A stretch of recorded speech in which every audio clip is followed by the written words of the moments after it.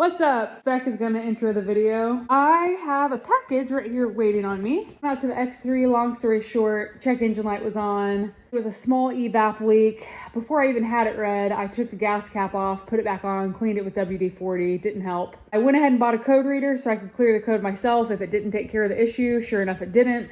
So I ordered a gas cap to replace the current one I have. If it doesn't clear the issue, it's not that big of a deal. I can just clear the code. It's just gonna be pretty annoying until I get it fixed, if I ever get it fixed. If you remember from the TJ Wrangler, I had the exact same problem, and it was just a small evap leak.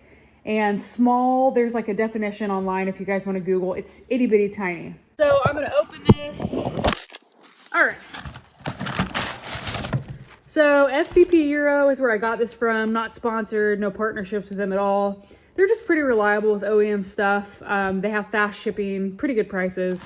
I say pretty good, 40 bucks for a gas cap, but that's BMW life. That was shipping included. So with that being said, there are some things that I've learned about BMWs over the years. Gas caps are one of those things that I have noticed that if you get an aftermarket one, chances are your problem that you could have fixed with an OEM one won't be fixed. So here's what you need to see if you look to order this on FCP Euro's website, and let's go exchange it. We have the X3 right here, ready to go. We have the GTI on the other side. Not to spoil anything, but I bought a new vehicle yesterday. I will make a video about it sometime soon. Follow me on Instagram, you would have already seen it if you do. So I went ahead and posted what I got yesterday.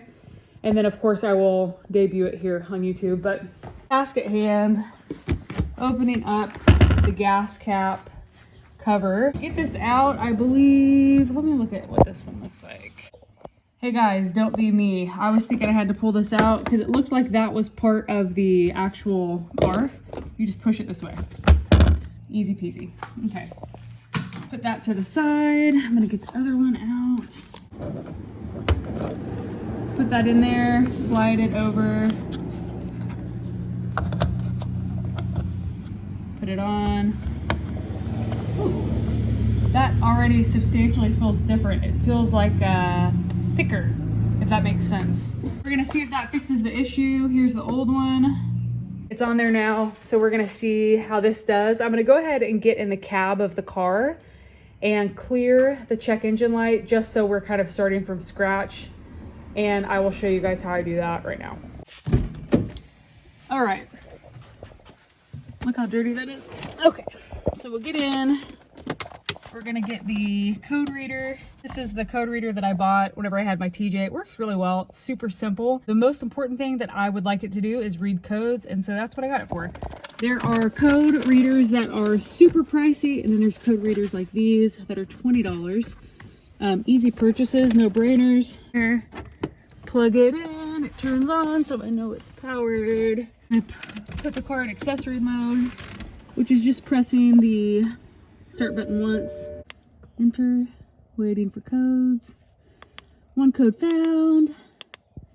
It's gonna be that small evap leak, very small, and same thing on all of them. So get back, previous menu, erase codes, yes I'm sure, erase done. Yep, there we go, so it's off. Okay, I'm gonna give a little forewarning with this thing, especially if the check engine light pops back up with that evap code. So one thing that I was big about with the TJ, again, I said I had the same code. So I knew it wasn't something detrimental or something that I really even wanted to put on a high priority list at the moment.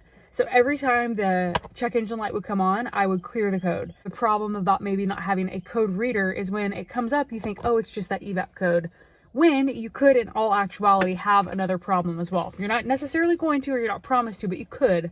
So instead of me assuming, oh, it's that evap code, and then maybe a bigger issue being involved in that check engine light as well, I just read the code every few days and clear it if that thing bothers me up there, or read it every few days in general, or maybe once a week or something like that.